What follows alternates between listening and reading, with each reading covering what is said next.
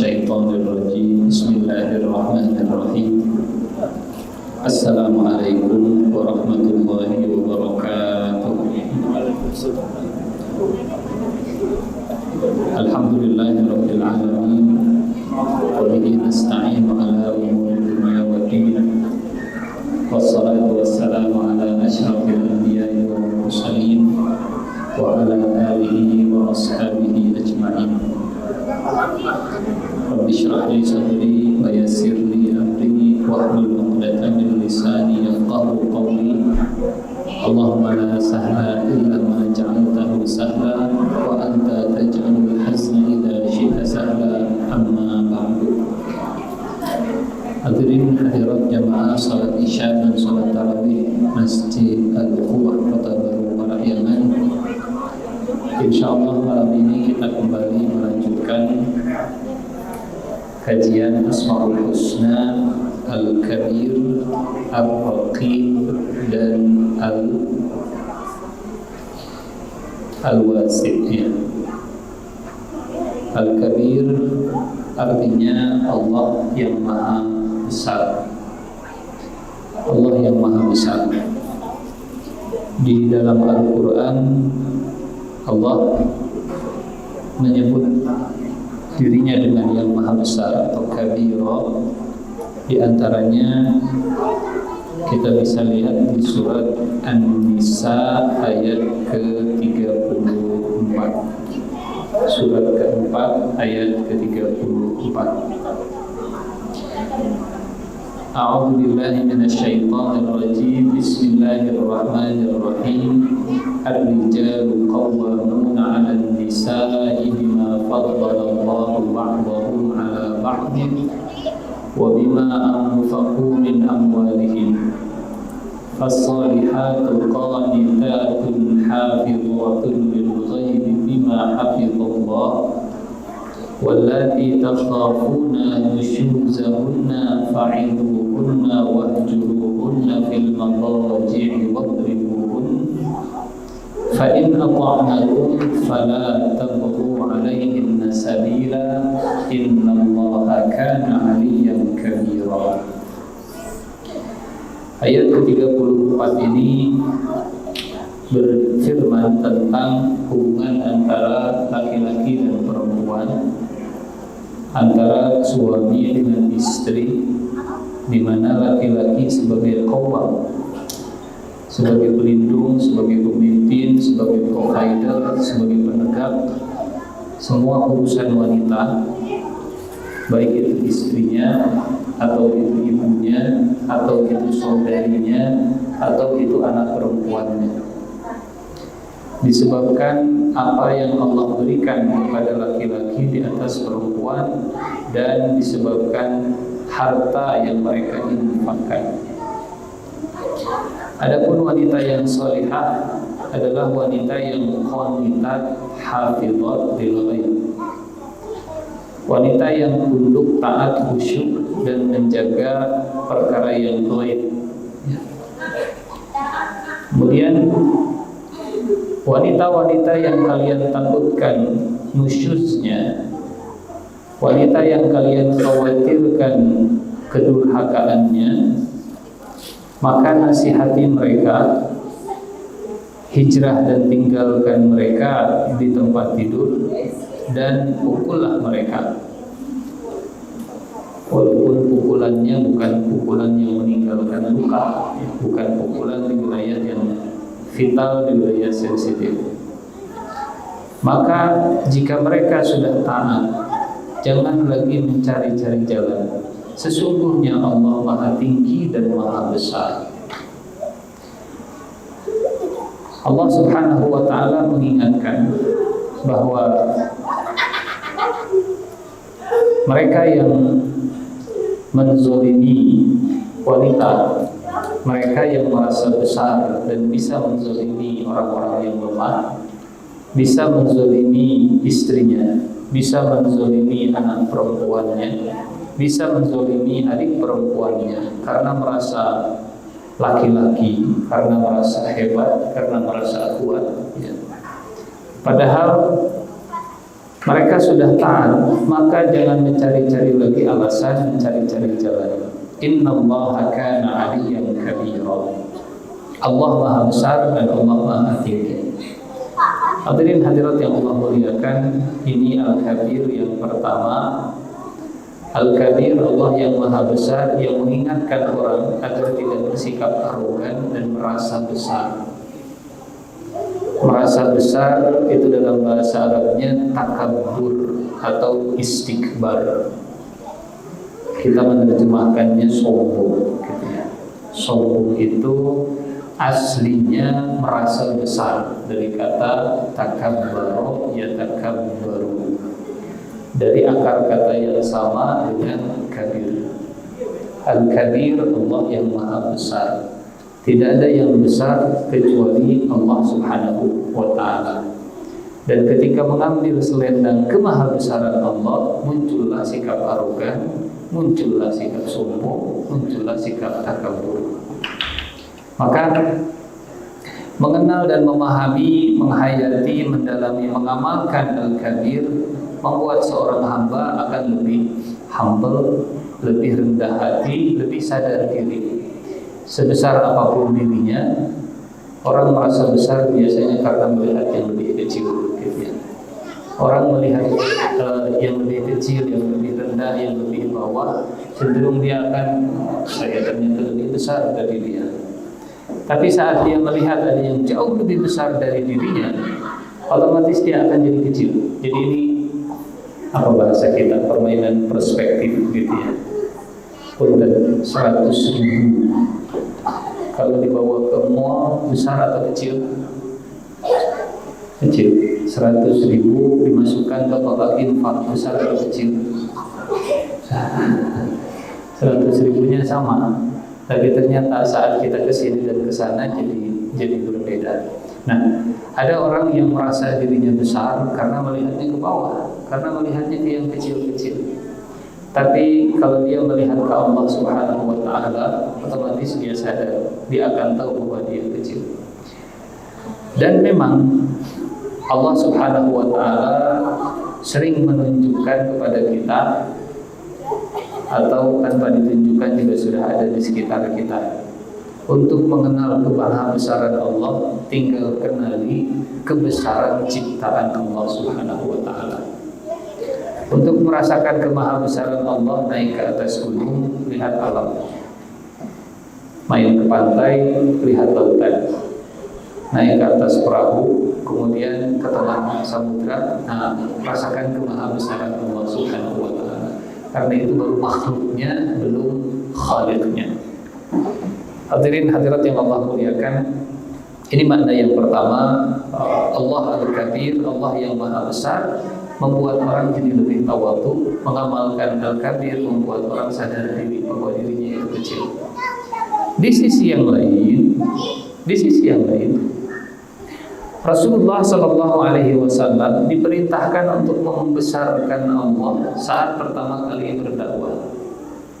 Ya ayyuhal muddathir qum fa'anzir wa rabbaka fakabbir. Wahai orang yang berselimut, bangun dan berikan peringatan, dan Tuhanmu besarkan. Wa rabbak fakabbir. Apa artinya? Wahai Nabi, saat kau berdakwah dan memberi peringatan kepada penduduk Mekah, jangan melihat Abu Jahal itu orang besar, karena perintah Tuhanmu jauh lebih besar. Jangan melihat Abu Sufyan itu orang yang sudah besar, kalau kasih peringatan Tuhanmu yang jauh lebih besar. Wa rabbak fakabbir. Qum fa'anzir wa rabbak fakabbir. Menyingkirkan kesungkanan, menyingkirkan ewu pakewu, bahasa kita. Menyingkirkan ewu pakewu, dia orang besar, dia pembesar. Rabbak kabbir. Tuhanmu lah yang harus lebih dibesarkan. Bangun dan berikan peringatan. Jadi di satu sisi mengenal Allah Al-Kabir membuat kita jadi humble. Di sisi yang lain mengenal Allah Al-Kabir membuat kita jadi percaya diri, karena tidak ada yang lebih besar selain perintah Allah Subhanahu wa ta'ala. Yang ketiga, mengenal Allah Al-Kabir membuat kita juga jadi tidak kerdil. Jangan pernah bermain kecil dengan Allah yang maha besar. Jangan pernah merasa kecil, kerdil saat kita punya Tuhan yang maha besar. Masalah yang besar, saya punya Tuhan yang jauh lebih besar. Nabi diperlihatkan tanda-tanda kebesaran Allah supaya Nabi terus membesarkan Allah dan mengecilkan masalah-masalah yang ada di depannya. Hadirin yang Allah muliakan, salah satu contohnya dalam peristiwa Isra dan Mi'raj. Kalau melihat dari bumi, alam semesta itu luas, gede luar biasa. Tapi saat Rasulullah melihat dari Sidratul Muntaha, alam semesta jadi kecil. Bahkan Jibril yang dilihat Nabi ketika di bumi itu besar luar biasa. Sayap Jibril ada berapa? 600 ya. Tapi saat Rasulullah di Sidratul Muntaha bersama Allah, alam semesta jadi kecil. Sampai Nabi bisa menggambarkan langit satu dibanding langit dua seperti gelang dibanding padang pasir. Langit dua dibanding langit tiga seperti gelang dibanding padang pasir. Jadi langit satunya itu gelang, langit duanya padang pasir. Langit duanya gelang, langit tiganya padang pasir. Jadi zoom out ya. Mekah itu besar, tapi saat Nabi Isra dan Mi'raj, Mekah ternyata kecil. Bumi itu besar, tapi saat Nabi Isra dan Mi'raj, ternyata bumi itu kecil. Galaksi Bima Sakti itu besar, tapi saat Nabi kemudian naik ke langit satu, tidak ada apa-apanya. Sampai akhirnya di satu titik Jibril tidak bisa lagi membersamai, Rasulullah terus naik, Rasulullah bertemu Allah, dan Nabi melihat Jibril dan seluruh ciptaan Allah itu tidak ada apa-apanya. Siapa yang bersama Al-Kabir, maka selain Al-Kabir akan jadi kecil. Saat Nabi di Sidratul Muntaha bersama Allah Al-Kabir, maka selain Al-Kabir semuanya jadi kecil. Besar-besarkan Allah dalam diri kita supaya selain Allah jadi kecil dalam hidup kita. Inilah kalimat Allahu Akbar, pengejawatan atau zikir dari kalimat Allah Al-Kabir. Kita lanjut ke yang kedua, Asmaul Husna Ar-Raqib. Ar-Raqib artinya Allah yang maha mengawasi, Allah yang maha memuraqabahi. Kita mengenal ada nama malaikat yang ada di kanan, Raqib yang ada di kiri, Atid. Sama lah kosakatanya, akar katanya sama. Raqib artinya yang maha mengawasi. Kalau hari ini orang Arab menggunakan Raqib itu untuk kamera CCTV. CCTV itu disebutnya kamera muraqabah, kamera yang terus mengawasi. Mungkin image-nya seperti dalam tanda petik seperti kriminal gitu. Padahal tidak semua CCTV itu untuk memantau tindak kejahatan. Ada CCTV disimpan di samping bayi, ibunya lagi di dapur. Ada ya CCTV begitu ya. Tujuannya bukan untuk memantau bayinya berbuat nakal atau enggak, tapi justru CCTV ini untuk memantau kalau ada apa-apa, orang tuanya bisa langsung bertindak cepat. Kalau bayinya nangis, bayinya rewel atau ada kebutuhan atau ada sesuatu yang membahayakan bayinya, orang tuanya bisa langsung memantau dari kamera. Jadi tidak semua kamera CCTV itu untuk menakut-nakuti, tapi ada sebagian kamera CCTV tujuannya justru untuk mengawasi supaya kita merasa aman dibersamai. Dan Ar-Raqib itu dua-duanya. Bagi orang yang berniat berbuat jahat, Allah Ar-Raqib. Dan bagi orang yang saleh, Allah juga Ar-Raqib. Seperti anak kecil yang lagi main, dia nggak khawatir karena orang tuanya terus mengawasi. Tenang. Dan kalau anak ini hilang, dia pasti bakal panik. Mama, mana? Tapi kalau nengok bapaknya masih ada, main lagi. Nengok lagi bapaknya masih ada, main lagi jauh. Nengok bapaknya masih ada. Dia tenang, dia nyaman gitu. Karena apapun yang terjadi, ada orang tuanya yang terus mengawasi. Itu Allah yang maha mengawasi. Di dalam Al-Quran kita pilih salah satu di antara nama Ar-Raqib. Kita lihat dalam surat apa ya? Ini ada 5. Surat Al-Ahzab ayat 52. Dari 5 ayat tentang Ar-Raqib kita pilih Al-Ahzab ayat 52. A'udzu billahi minasy syaithanir rajim.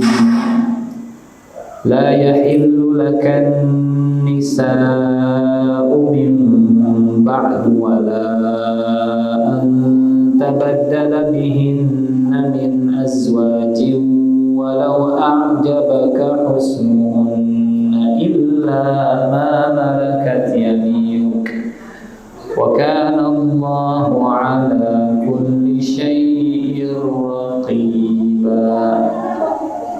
Tidak halal bagimu, wahai Nabi, menikahi perempuan-perempuan sesudah ayat ini turun, dan juga tidak boleh mengganti mereka, istrimu, dengan wanita yang lain, meskipun kecantikannya menarik hatimu, kecuali perempuan-perempuan hamba sahaya yang kamu miliki, dan Allah Maha mengawasi segala sesuatu.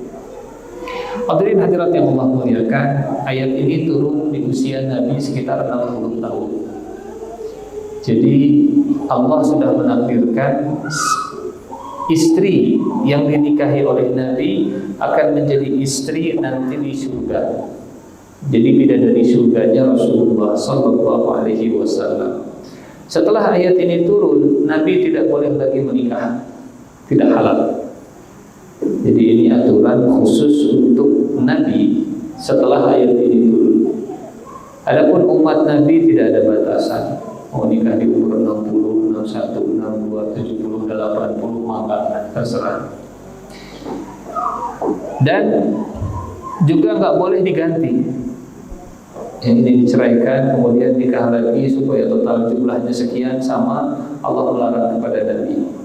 Meskipun kata Allah, ini menarik, walau a'jabaka husnuhunna, meskipun kecantikannya menarik hatimu.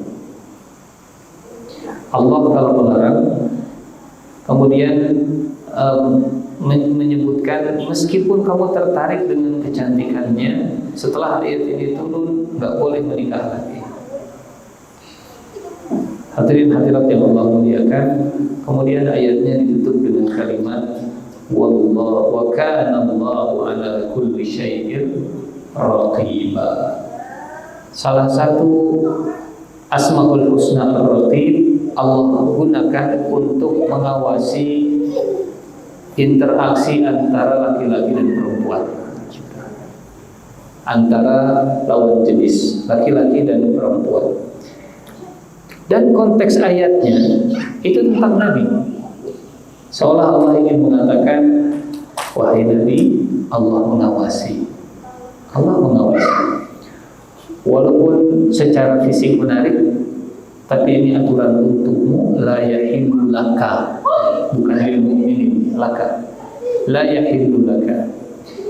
Jadi Ar-Raqib itu ketika dimaknai, mudah-mudahan bisa menjaga interaksi antara laki-laki dan wanita lebih kuat lagi.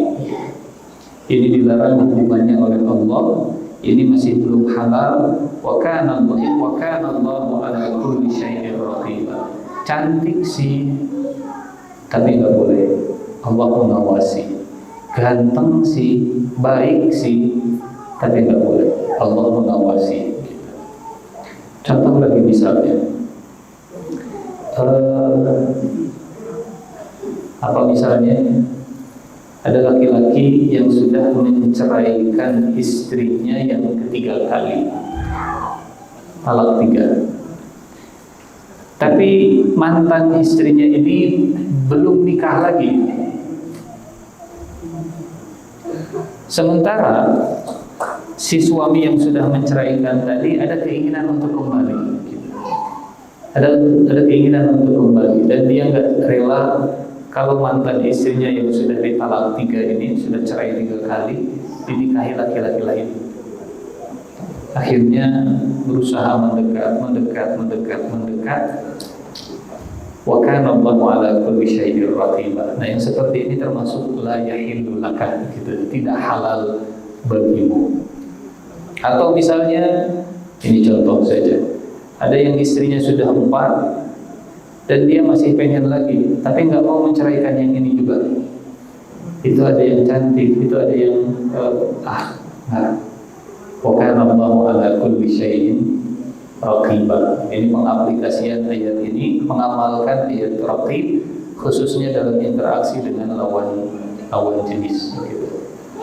Wa kana Allahu ala kulli syai'in raqiba. Hadirin yang Allah muliakan, ini Asmaul Husna Ar-Raqib. Yang terakhir, yang ketiga, Al-Wasi'. Allah Subhanahu wa ta'ala yang maha luas, nggak kenal mentok, nggak ada ujungnya. Secara bahasa, wasi itu lawan dari kata dhayiq. Kalau dhayiq artinya sempit, ada batasnya, ada ujungnya, ada mentoknya. Kalau al-wasi ini nggak ada mentoknya. Dan inilah yang membedakan antara khaliq dengan makhluk. Manusia pemaaf, tapi pemaafnya itu ada mentoknya.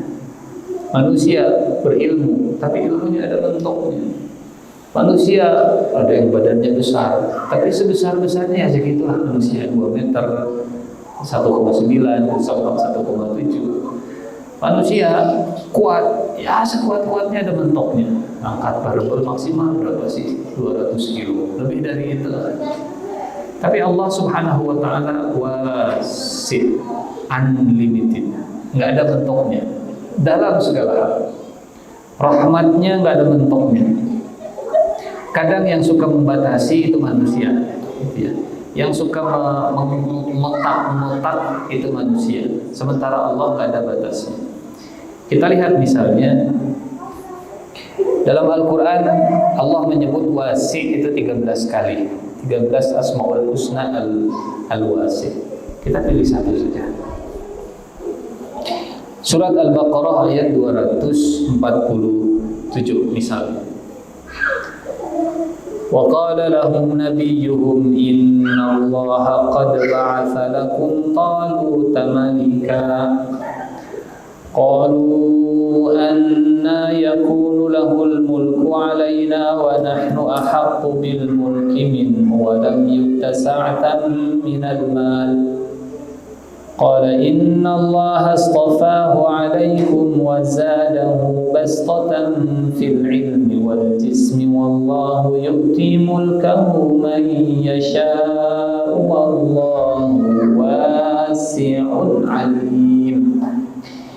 Ayat ini tentang Talut yang dipilih jadi panglima raja. Talut yang dipilih jadi raja. Yang memilihnya Allah. Inna Allaha qad ba'atha lakum Taluta malika. Allah mengutusnya, mengangkatnya menjadi raja. Siapa yang protes? Bani Israil, elitnya protes. Kata mereka, kenapa Allah? Kami lebih berhak daripada Talut. Talut tuh gak punya duit, mau jadi raja aku gak punya duit, kan mahal biaya kampanye. Talut tuh harusnya punya duit kalau ingin jadi raja. Talut tuh bukan elit.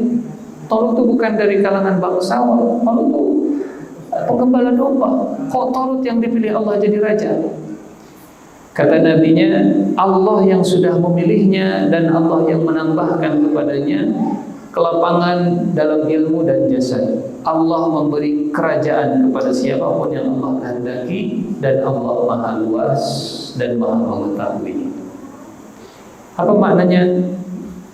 Bahwa Allah Subhanahu wa ta'ala karunia-Nya itu unlimited, memberi bukan hanya kepada orang tertentu, bahkan bisa memberi ke kalangan orang yang gak disangka-sangka. Wasi'. Punten. Hadirin hadirat yang Allah muliakan, Asmaul Husna Al-Wasi' ini membuat kita jadi nggak merasa sempit dalam hidup. Misal begini, contoh ya, Ada yang pernah iri kalau teman kita hidungnya lebih besar? Kenapa iri Pak Ustaz? Dia menghirup oksigennya lebih banyak dari saya. Kenapa emangnya?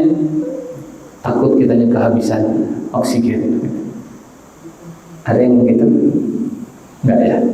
Kenapa? Karena kita yakin oksigen di sekitar kita, udara di sekitar kita masih banyak, masih berlimpah, unlimited.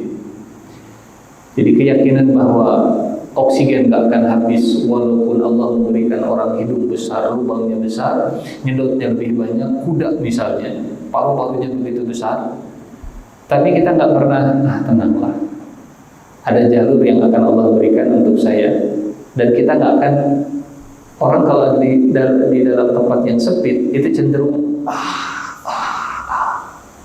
orang kalau di jalan yang sempit, jalan gang itu, apalagi kalau rebutan begitu gesekan. Tapi orang kalau di jalan yang luas, tenang, itu santai, itulah al-wasi'. Jadi memahami dan menghayati al-wasi' membuat kita jadi lebih leluasa, membuat kita merasa bahwa dunia ini punya banyak peluang, punya banyak kesempatan, dan gak perlu sikut-sikutan. Kapan sikut-sikutan terjadi? Kalau merasa sempit, sikut sini. Tapi kalau tahu Allah al-wasi', si fulan Tolut jadi raja, ya sudah. Toh kita juga masih punya peluang dan kesempatan yang luas. Sikut-sikutan itu karena tidak memahami Allah al-wasi'.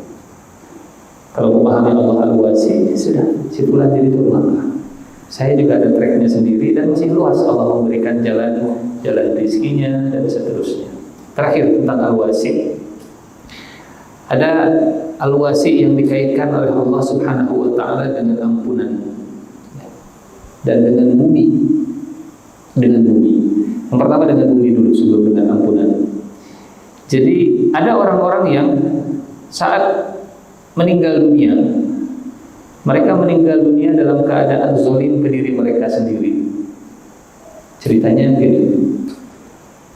Ada muslim, dia hijrah tapi tertahan. Kemudian dia terpaksa, ada muslim, dia nggak mau hijrah, dia nggak bisa hijrah. Kemudian dipaksa untuk ikut dalam perang Badar, sampai akhirnya mati di tangan para sahabat. Ibaratnya beginilah, tentara muslim di negara Amerika berperang misalnya melawan Afghanistan, dan ketembak, matilah tentara muslim yang ada di negara Amerika ini saat berperang melawan muslim juga di perang Badar ceritanya. Kemudian malaikat nanya, "Fima kuntum?" Kenapa meninggal dalam keadaan begini? Qalu kunna mustad'afina fil ardh. Kami ini terpaksa dikerdilkan, dikecilkan. Kata malaikat, "Alam takun ardullahi wasi'ah." Bukankah bumi Allah itu luas? Jadi untuk mengetahui luasnya Allah, lihat saja bumi Allah yang begitu luas. Jangan kemudian merasa bahwa cuma di sini sempit. Akhirnya pikiran sempit, hati juga sempit, dan matinya juga sempit. Tapi kalau yakin bahwa bumi Allah masih luas, kalau di sini mentok, di sana pasti bisa. Kalau di sini mentok, di sana pasti bisa. Jadi mindset kelapangan, mindset bahwa otaknya tidak seperti daun, itu daun kelor, gitu ya, nggak seperti daun kelor. Dan yang terakhir, wallahu wasi'ul maghfirah. Allah itu ampunannya luas. Artinya sebesar apapun dosa kita, ampunan Allah lebih unlimited daripada perbuatan maksiat. Sehingga kata Allah dalam hadis qudsi, kalau datang kepada Allah dengan dosa sebanyak bumi, maka Allah masih bisa memberikan ampunan. Kalaupun datang kepada Allah dengan dosa setinggi langit, maka Allah masih bisa memberikan ampunan. Innallaha wasi'ul maghfirah. Wallahu a'lam bis-shawab. Ini mungkin bisa disampaikan hadirin hadirat yang Allah muliakan. Asmaul Husna Al-Kabir, Ar-Raqib, dan Al-Wasi'. Maka kalau ada yang mau ditanyakan, yang didiskusikan, silakan. Alhamdulillah, silakan jawab apabila ada pertanyaan yang ingin disampaikan, baik yang berkaitan tema saat ini ataupun bukan. Alhamdulillah. Alhamdulillah, Ustaz. Oh, ada Ustaz. Maka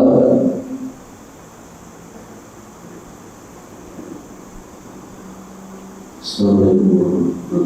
Waalaikumsalam warahmatullahi wabarakatuh. Ini saya mau menanyakan dari Bapak Awasi, bagaimana caranya atau kiat-kiatnya supaya kita bisa lebih dilapangkan dan misalkan dalam hal dari Awasi pada saat melihat orang yang lebih unggul dari kita atau lebih hebat dari kita misalnya, sehingga kita merasa lebih kecil daripada mereka yang lebih hebat dari kita, supaya tidak hati kita tetap terpelihara dan terjaga dari penyakit hati. Terima kasih Ustaz.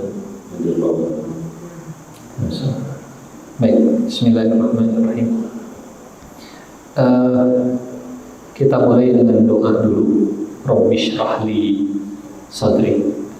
Karena yang bisa melapangkan dan meluaskan dada kita adalah Allah Subhanahu wa ta'ala. Yang kedua, jangan hidup dalam perbandingan, jangan hidup life of comparison, tapi hiduplah dalam life of inspiration. Hidup inspirasi, bukan hidup perbanding, bukan hidup komparasi. Hidup komparasi itu ana khairum minhu huwa khairum minni, ana khairum minhu huwa khairum minni. Dan yang jadi objeknya adalah orang lain. Mata kita itu fokus ke orang lain. Sehingga kalimat itulah kalimat yang keluar dari lisannya iblis. Ana khairun minhu, saya lebih baik dari dia. Atau kalimat yang merendahkan jadinya. Wa nahnu ahaqqu bil mulki minhu. Kami lebih berhak daripada dia. Dan Rasulullah SAW mengajarkan untuk mendoakan kebaikan saudara kita yang mendapatkan nikmat. Karena orang yang paling bahagia adalah orang yang ikut bahagia dengan kebahagiaan orang lain. Doakan kebaikan. Si fulan misalnya dapat kebaikan, butuh mujahadah, butuh riyadhah, butuh usaha ekstra. Si fulan misalnya dapat nikmat yang lebih dari kita, doakan barokallah, ya, mudah-mudahan barokah. Walaupun barokallahnya barokah, tapi perlu dipaksakan. Dan ini luar biasa. Nabi mengajarkan kalau kita mendoakan kebaikan untuk saudara kita, maka malaikat akan mendoakan yang sama untuk kita. Betul? Ya Allah, mudah-mudahan si fulan dengan rezekinya yang baru ini kau berkahi, amin. Kata malaikat, amin, dan doa yang sama untukmu juga. Ada yang rugi? Tidak ada yang rugi saat kita mendoakan kebaikan untuk sesama. Kenapa? Karena ini jalur mereka, ini jalur saya, ini jalur dia. Jalur Allah itu luas, al-wasi'. Jadi meyakini bahwa setiap orang punya tracknya masing-masing, punya jalurnya masing-masing. Kalau hari ini ada yang disebut dengan istilah scarcity mindset, mindset kelangkaan. Tahu mindset kelangkaan itu contohnya bagaimana? Sumber daya alam itu terbatas, sementara manusia semakin hari semakin bertambah. Maka yang harus kita lakukan adalah membatasi populasi supaya semuanya bisa mendapat. Kalau bisa penduduk dunia itu maksimal 500 juta saja.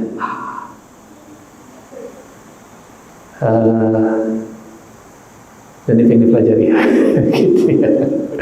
Itu scarcity mindset. Tapi mindset abundance, mindset keberlimpahan, inna a'tainakal kautsar adalah mindset yang meyakini bahwa cara Allah dalam memberikan rezeki begitu luas, walaupun buminya dari dulu sampai sekarang nggak berubah-berubah. Apa caranya? Allah kasih ilmu, nanti manusia punya jalan rezeki. Bapak Ibu punten, hadirin hadirat yang Allah muliakan, punten. Minyak bumi itu sudah ada atau baru ada? Sejak zaman Nabi sudah ada, betul? Tapi karena belum dikasih ilmunya, belum bisa diolah, dieksplorasi. Batu-batu apa yang langka, istilahnya itu, benda-benda berharga, batu-batu yang langka seperti nikel dan seterusnya, begitu ya. Mineral yang langka baru ada sekarang atau sudah ada dari lama? Sudah ada dari lama, tapi ilmunya belum dibuka oleh Allah. Pas dibuka oleh Allah baru terasa, oh ternyata selama ini benda itu ada, cuman ilmunya belum dibuka. Contoh lagi, dulu YouTube sudah ada, tapi apakah YouTube zaman dulu awal-awal jadi sumber rezeki? Belum. Dibuka ilmunya oleh Allah, dibuka pintunya, oh ternyata luas, buminya tidak berubah, ya, airnya itu gitu-gitu kene. Makanya dalam Al-Quran, wasi' itu selalu bersanding dengan alim. Wasi'un alim, wasi'un alim, wasi'un alim. Kenapa? Karena kalau Allah sudah ngasih ilmunya, kita akan bisa merasakan begitu luasnya. Tapi karena kita belum ada ilmunya, ya, kiwe. Boleh jadi ada benda-benda di sekitar kita yang karena kita tahu ilmunya, ternyata ini adalah giok dari kaisar. Ternyata batu yang ada di rumah kita ini adalah batu berharga, gitu, kultivasi dan seterusnya. Cuman ilmu kita yang masih kurang. Dengan ilmu yang ada, oh masya Allah, banyak barang berharga di depan rumah kita. Wasi'un alim.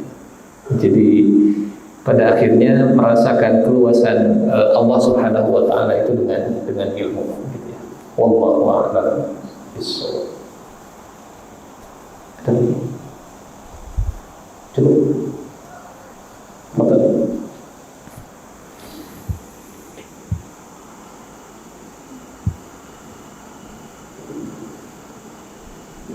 Assalamualaikum warahmatullahi wabarakatuh. Waalaikumsalam. Ada Muhammad bahwa Allah itu sesuai dengan prasangka kita. Bagaimana menerjemahkan sebenarnya itu kan kalau kita lihat mari pembahasan mengenai Allah itu yang sangat maha, segala maha itu. Apakah karena saya juga bersih kalau misalnya kalau saya tidak berdoa mungkin Allah juga tidak kasih ke saya. Tapi di sisi lain juga kalau kita berdoa mungkin Allah juga kasih yang terbaik dengan kita dengan Allah itu seperti itu.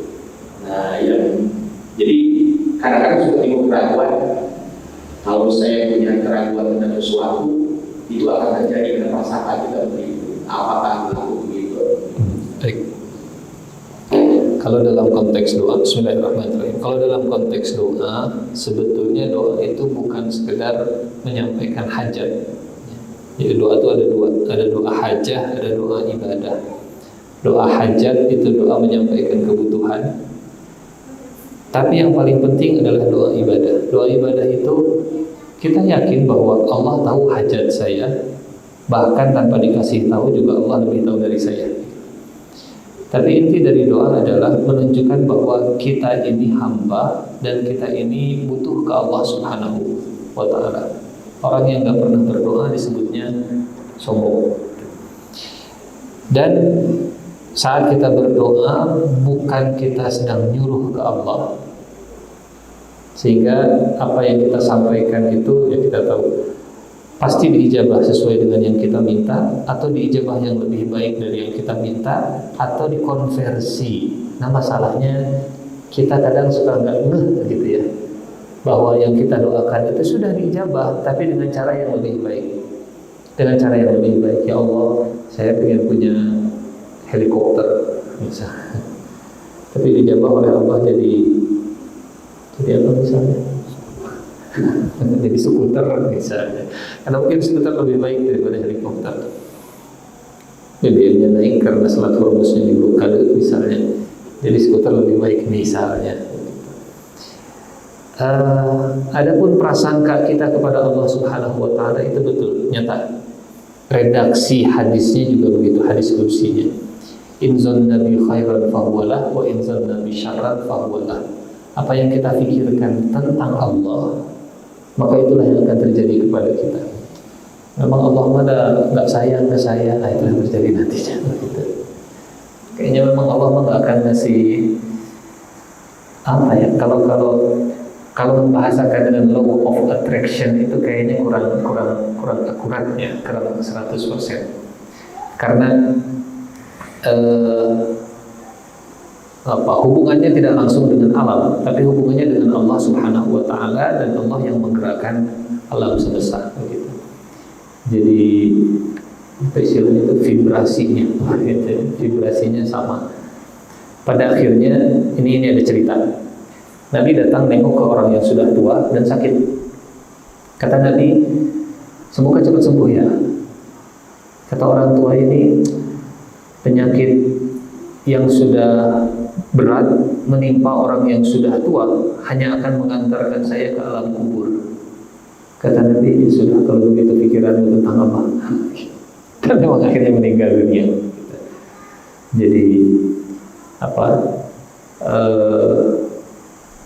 agama itu, Rasulullah SAW itu senang kalau kita berpositif thinking. Namanya istilahnya tafaul gitu.